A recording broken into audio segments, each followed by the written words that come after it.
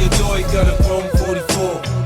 Get the message, come out and get the message. It won't even be a whoa, no beef, no more. Get the message, come out.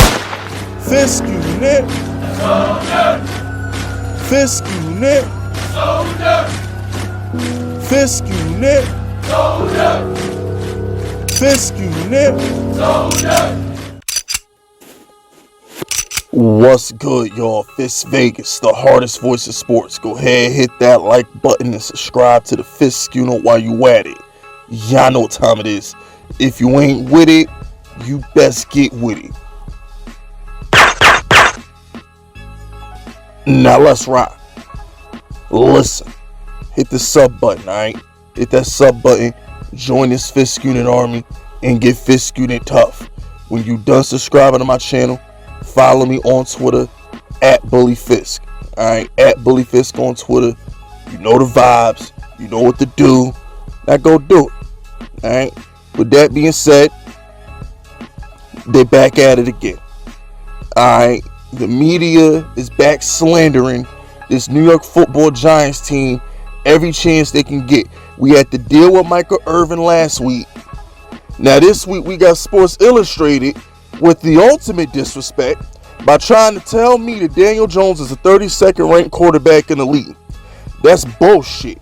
Saying he's the worst quarterback in the league is bullshit. I'm convinced that they don't watch the Giants play.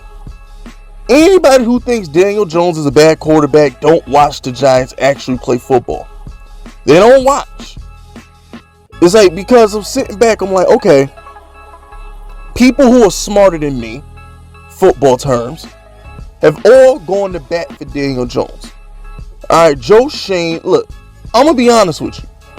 I don't believe it's John Amaris saying that, oh, you have to keep Daniel Jones. Daniel Jones is a guy. I don't believe that's all the way true. I think GMs, because if you notice, general managers, other head coaches, they don't, even players, they all say good things about Daniel Jones. You feel me?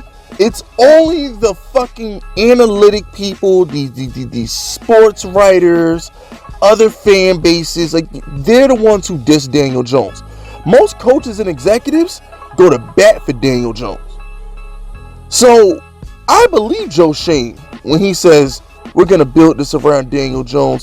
When Dable says he's going to build this around what Daniel Jones does well, I believe them because the talent is there. The potential is there. How could Daniel Jones be the worst quarterback in the league when he single-handedly kept a Giants team competitive the entire year he played? For the entirety of the season that he was available, which was what? 10 games, because he missed the last 6, right? So in the 10 games Daniel Jones played, we were a game out of the wild card spot. The last time Daniel Jones played, he beat the Philadelphia Eagles with a broken fucking neck. We're going to call him Kurt Angle Jones. That's what he did. Okay? Subsequently, that was the last time the Giants were worth a damn. If Daniel Jones is so bad, how come his replacement ain't as good as him? Let this sink in. They're saying he's the 32nd starting quarterback in the league. There's 32 teams. Let me ask you a $1 million question. If Daniel Jones is so bad, why did we get worse without him? I mean, really, if y'all ever stop to really think about that, we went from being a game out of the wild card spot with a tiebreaker over the Saints to literally being the worst team of the decade. That offense was the worst offense in the history of mankind. And I'm starting to think that they're blaming Daniel Jones for that. When in reality, Daniel Jones didn't play the last 6 weeks of the season. He didn't play. Daniel Jones didn't play. Sometimes I'm starting to think that they're blaming Mike Glennon and Jake Fromm on Daniel Jones. He wasn't out there. He just wasn't. Daniel Jones had a 400-yard game, 10-point comfort behind victory versus the Saints. Daniel Jones, with no weapons and no offensive line, went into a popping Carolina Panther team and beat them. The Carolina Panthers was one of the best teams in the league when Daniel Jones beat them with nothing around him? Didn't the Raiders make the playoffs? Oh yeah, Daniel Jones beat them. I'm so gone. I'm so far gone on why people don't see the potential in Daniel Jones. I don't get it. Daniel Jones has made the best of a horrible situation for 2 years. His rookie year was a bad situation too, but Shermer and him they were like in sync. Shermer and him understood each other, so they was able to overcome the bad offensive line, overcome the lack of skill position players, and they figured it out. That 24-12 that Daniel Jones threw his rookie year went to Darius Slayton and Caden Smith. That's who did the damage. Saquon was hurt most of that stretch. We didn't have Andrew Thomas yet. We had that turnstile bum Nate Solder. I'm like, do y'all understand this shit? Like, Daniel Jones, Sterling Shepard was hurt. Golden Tate was a corpse. Daniel Jones, since he's came into the league, has had nothing to work with. The first year under freaking Joe Judge, Daniel Jones did enough to make the playoffs. It ain't his fault Evan Engram can't catch. And by the way, hey, Kyler Murray, when Evan Engram dropped that ball, that wide open pass, Daniel Jones said, I could have threw a better ball.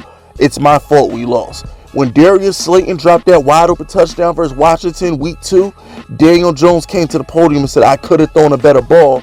It's my fault we lost. Hey, Kyler Murray, learn from Daniel Jones on how to take accountability when your team doesn't do well, even when it ain't your fault. Every Giants fan walking the face of the earth knows Darius Slayton and Evan Engram should be shot for those drops they had on Thursday Night Football for Daniel Jones. But Daniel Jones still went out there and took responsibility. Kyler Murray, take notes. But how different is Daniel Jones' legacy if we make the playoffs? If Evan Engram could catch? If the Eagles don't tank? We win the division. How different is Daniel Jones' legacy if Adoree Jackson catches that interception after Daniel Jones trucks Grady Jarrett for the 2-point conversion? How different is Daniel Jones' legacy if Darius Slayton catches that ball on Washington Thursday Night Football? How different is his legacy if Joe Judge manages his timeouts the right way and gives Daniel Jones a fair chance at a 2-minute drive to beat the Chiefs on Monday Night Football? How different is Daniel Jones' legacy if his neck doesn't get hurt and he's able to finish the season and we get the 7th wild card spot? How different is his legacy? Even John Mara comes out and says it's not Daniel Jones' fault. And I quote, we've done everything possible to screw this kid over. People who know. Daniel Jones is the shit. He just hasn't been supported the right way. But it's all good though. Because come September, when the new season kicks off, and that's Brian Dable and Mikey K making them offensive plays, when we got Cross, or we got Neo at right tackle, and Linderbaum at center, and Andrew Thomas at left tackle. Oh my, we gonna set fire to the league. Daniel Jones gonna come back with a fucking vengeance. Daniel Jones is going scorched earth. Nothing but rape, pillages, and burnt houses when he come through your block. He burning it down. Okay? Daniel Jones will be on a war path next season.